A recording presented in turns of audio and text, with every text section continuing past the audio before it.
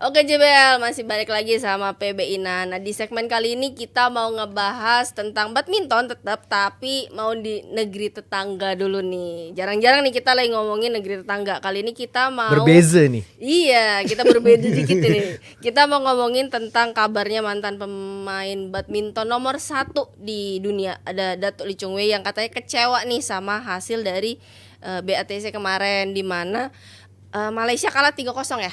3-0. Ya dari China. Di mana juga sebenarnya Malaysia ini katanya udah full tim.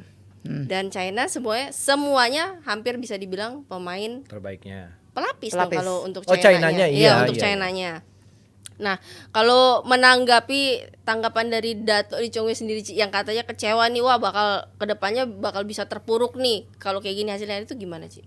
Ya kalau Lee Chong Wei ini kan memang pemain yang punya dedikasi dan disiplin yang luar biasa. Jadi kalau kita ngelihat dia kecewa, mungkin menurut saya dia lebih kecewa tuh mungkin sama prosesnya ya. Proses latihannya mungkin gimana kita nggak tahu, tapi ternyata hasil pertandingannya juga tidak sesuai dengan keinginan. Mestinya kalau logik ya Malaysia juara, logik ya secara ranking gitu, tapi itu ternyata di luar dugaan, kalahnya juga 3-0, mainnya di Selangor gitu kan. Ini tentu tidak mudah untuk diterima oleh Malaysia, terutama Lee Chong Wei. Lee Chong Wei ini saya ngeliatnya cenderung perfeksionis orangnya, perfeksionis, terus dia sangat disiplin di dalam hal apapun sehingga dia bisa menjadi Lee Chong Wei. Karena kalau modal teknis baik aja sih, bukan yang Spesial. Yang spesial banget gitu ya, Ci? tapi dia punya yang lain, ya itu tadi yang orang mungkin tidak tahan untuk punya kedisiplinan sekonsisten dia. Nah dia punya. Nah kalau dia menerapkan sepatunya ke orang lain, nah mungkin bisa jadi ada kekecewaan di sana, karena mencari sosok atau karakter ya yang seperti Lee Chong Wei ini mungkin sangat tidak mudah di zaman sekarang ini gitu deh. 25 tahun lagi juga belum tentu ada tuh Chong Wei. Belum Yang tentu kayak bisa gitu ya kayak karakternya. gitu ya. Karena ya itu tadi, nggak semua orang bisa sekonsisten itu ya Ci ya. Yes. Cara Kita lihat zaman dia, juga beda kan. dia udah berapa kali ya ikut Olimpik coba? Kalau 4 berarti udah Athena, 15 tahun. Athena, Dengan Beijing, konsisten kayak gitu. Tuh. London, Rio 4 ya. Ya berarti kan dengan di dalam 16 tahun itu dia konsisten selalu ada di top 2 ya. Nah, dia bisa tuh kemarin yang Jepang, aslinya kalau nggak sakit mah. Dia masih bisa masuk dia. Masih. Ya. Iya. Kalau dia nggak sakit ya, masih bisa dia. Sebegitu konsistennya ya seorang Lee Chong Wei gitu. Iya. Nah, memang kan kalau kita lihat kemarin kenapa bisa kalah 3-0, kan lu bilang juga karena 2 tunggal utamanya dia nggak Cedera. turun kan ya Le.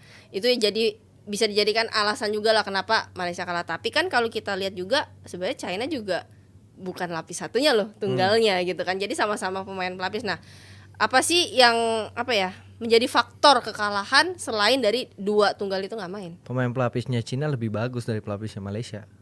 Nah, lebih- itu faktornya. lebih segala-gala ya berarti ya. Iya, gandanya sih mungkin kecolongan. Yang salah gandanya. Aaron sama Wuyi kalah Aaronnya itu. kan Wuyi kalah. Itu yang jadinya krusial gitu. Jadi Jadi langsung 3. 3 gitu. Padahal kalau misalnya Aaron dan Wuyi menang gitu, masih ada chance di Go Sive sama Isudin. Tapi secara tunggal emang pelapisnya China lebih di atas ketimbang pelapisnya Malaysia. Oh, berarti regenerasi dari Malaysia ini bisa dibilang juga belum secepat dari regenerasi dari China ya kan? Ya. Nah, ini ada yang nitip pertanyaan juga, apakah dengan hasil regenerasi yang kayaknya belum berjalan, Kabit Binpresnya harus dievaluasi? Yang gua tahu terakhir kan Malaysia sudah mengirim pemain kita untuk jadi tim sparring. Ya. Ada Siapa Ade tuh? sama Gerard. Anak buah lu ya Le ya? Iya. Luar biasa, ya lu sekarang subsidi pemain juga ya Le ya? Gak Ada. cuma pelatih 5 negara Iya. doang. Apa aja sih Le sebenarnya kerjaan lu Le? Calo. Sama TKI ya. Nah, itu kan udah melakukan itu untuk di sektor ganda putri. Yang terus terakhir juga saya dengar dia bakal mengadakan camp di salah satu negara sebelum setelah tur Eropa ini untuk persiapan Olimpik. Jadi mereka juga langsung evaluasi lah setelah hasil BATC-nya kurang baik gitu. Nah kalau ngomong ada training camp ya, kita juga bakal ada nggak sih Ci menjelang Olimpik nanti untuk training camp yang kalau kemarin itu di Rio kan ada tuh Ci, cukup lama ya. Kalau Kudus. ya kalau di tahun ini Kayaknya sampai April belum ada ya, karena ini sampai April nih kejuaraannya padat, sangat Ini tur padat. Eropa ya habis ini. Iya, tur Eropa, tutup kejuaraan Asia kan. Ini juga mereka harus berangkat terus gitu. Jadi kalau sampai dengan April ini nggak ada. Tapi Malaysia nih, kalau dibilang regenerasinya nggak bagus tuh nggak loh. Menurut saya justru mereka tuh bahaya sekarang karena ada si Rexy di sana, ada Flandi, ya kan? Ada Wawan ya. Ada Wawan. Jadi itu mereka ganda campuran hidup sekarang. Nova. Nova, Kedeng. Ya. Lengkap ya sekarang di situ, lengkapan di situ ya di sini. Jadi kalau bicara apa sih tren itu menurutku justru bahaya loh naik. Kalau dulu malah sempet nggak ada ya, sempet bukan yang apa sih hebat lah sama Malaysia. Artinya paling ganda putra. Kalau ini kan sekarang ganda putri mereka punya, Ganda campuran. campuran mereka punya. Cuma jumlah yang belum banyak. Karena memberku harus banyak jumlahnya biar menang kan.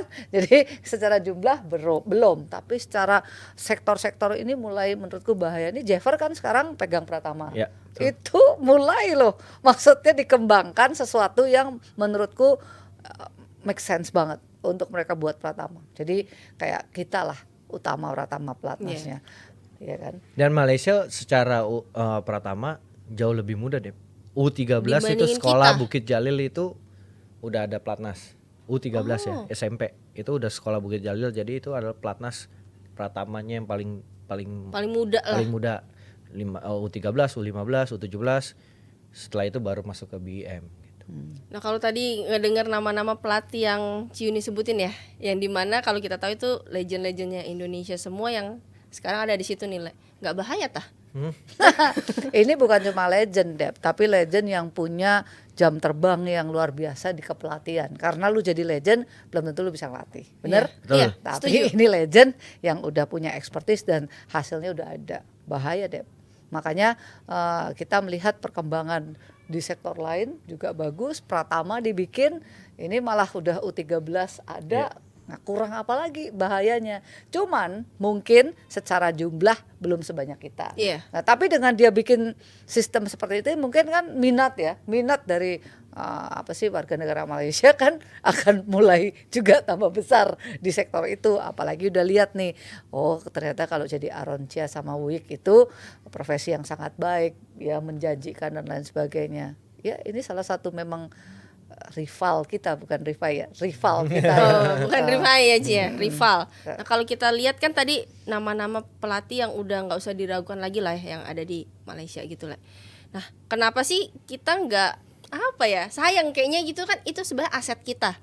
Kenapa nggak melebarkan sayapnya misalnya di Indonesia nih, ngelatih pemain-pemain junior kita supaya regenerasinya lebih oke gitu, dibandingkan bukannya mengecilkan, tapi kan kalau dilihat dengan yang ada sekarang di dalam PBSI dibandingkan sama yang di Malaysia, kayaknya yang di luar itu jauh lebih kompeten gitu loh, Le.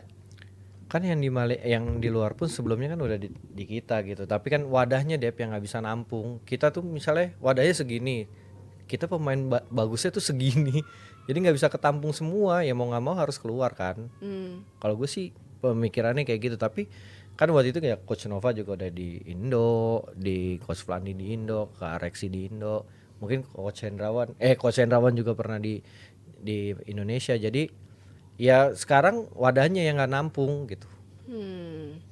Nah kalau kita lihat juga kan nanti sebentar lagi ada pada mau berangkat ke Prancis juga ya Ci ya, dan katanya akan berangkat lebih awal untuk sudah. latihan dulu untuk tes court ya. Itu Udah emang benar ya berangkat. Ci? 3 Iya. hari lebih awal ya. Berapa hari Ci kira-kira untuk tes court? 3 3 hari. hari. Itu yang akan dipakai untuk di nanti Olimpik.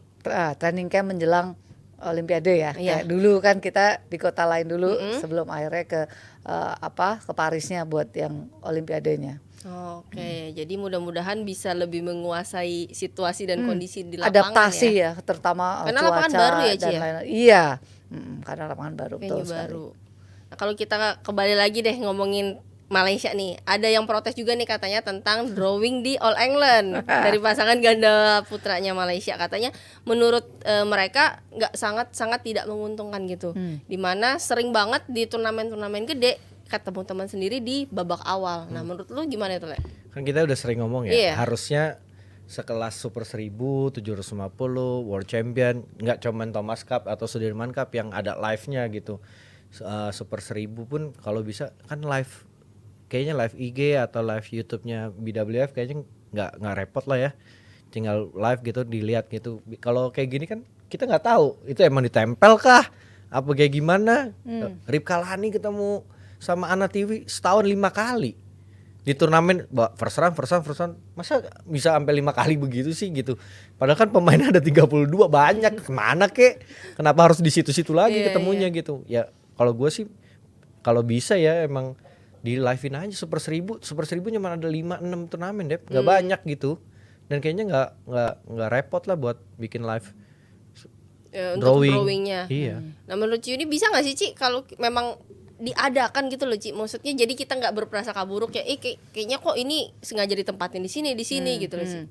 Kayaknya sih kalau sengaja ya mestinya enggak ya. Cuma kalau gini loh, zaman kita dulu kan drawing itu jumlahnya jauh lebih banyak, paling tidak 64 bisa 128 karena dibuka semua bisa main. Sejak ada pembatasan Super 1000 itu 32 terbaik aja. Gitu. Kalau dulu kan milih, lu mau main di sini boleh, mau main di sono boleh.